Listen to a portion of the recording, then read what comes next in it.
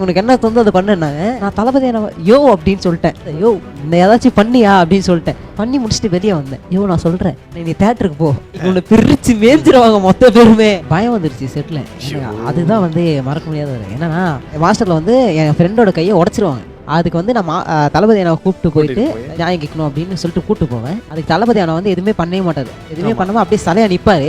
உனக்கு என்ன தோணுதோ அதை பண்ணுனாங்க. நான் தளபதி அண்ணா யோ அப்படின்னு சொல்லிட்டேன். ஒரு வார்த்தை யோ இந்த ஏதாச்சும் பண்ணியா அப்படின்னு சொல்லிட்டேன். பண்ணி அது வரைக்கும் எதுவுமே தெரியல. பண்ணி முடிச்சுட்டு வெளியே வந்தேன். அவரோட அஸ்டன்லாம் இருப்பாங்க. ஐயோ நான் சொல்றேன் மகனை நீ தியேட்டருக்கு போ, அன்னைக்கு உன்னை பிரிச்சு மேய்ஞ்சிருவாங்க மொத்த பேருமே அப்படின்னு.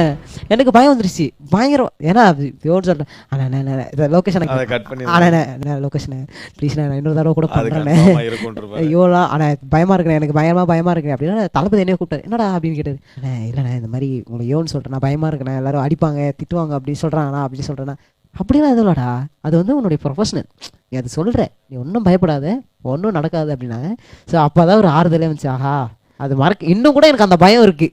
ஸோ இப்போ சொல்லும்போது கூட நான் கொஞ்சம் பயப்படுறேன். ஏன்னா இவ்வளோ பேர் இருக்காங்க அவங்களோட ஃபேன்ஸ்லாம் அங்கே வெளியே வாங்குறாங்க.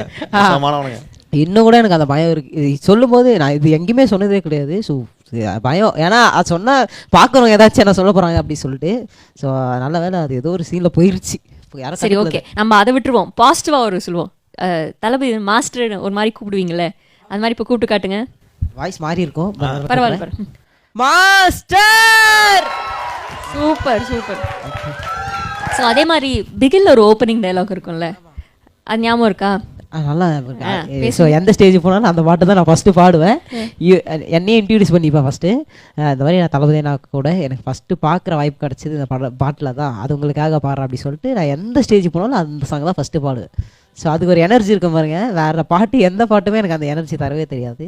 ஸோ அதுதானே வாசனை என்ன பின்னை மல்லு மல்லு மல்லை தில்லுக்கு தத்துக்கு தத்துக்கு ஸோ ரங்கனிக்கா மல்லை திருதாத்த தகுரும்பா மல்லு மல்லு மல்லை ஸோ ரங்கனிக்கா மல்லை மல்லு மல்லு மல்லை என் தளபதி தந்துல்லை மல்லு மல்லு மல்லை ஸோ ரங்கனிக்கா மல்லை மல்லு மல்லு மல்லை என் தளபதி தந்துல்லை.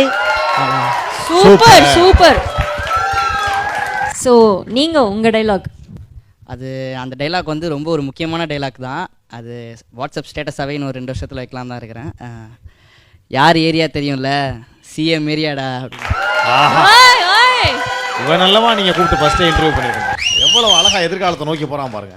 2 வருஷத்தில் வாட்ஸ்அப் ஸ்டேட்டஸ் நீ வைக்கணும். எல்லாரும் அதான் வைப்பாங்க, don't worry. Thalapathy 50 birthday celebration வந்திருக்கீங்க. ஸோ இப்போ தளபதிக்கு உங்களோட விஷயம் சொல்லிடுங்க. ஸோ ஹாப்பி பர்த்டே அண்ணான் தான் கூப்பிடணும். ஹாப்பி பர்த்டே அண்ணா. 2026க்கு எல்லாரும் வெயிட் பண்ணிருக்கோம். ஆனால் படத்தை விட்டு போகாமல் அட்லீஸ்ட் ஒரு வருஷத்துக்கு ஒரு படமாவும் நடிச்சிங்கன்னா எங்களை மாதிரி ஆட்கள் இன்னும் என்ஜாய் பண்ணுறோம். அவ்வளோதான். அடடா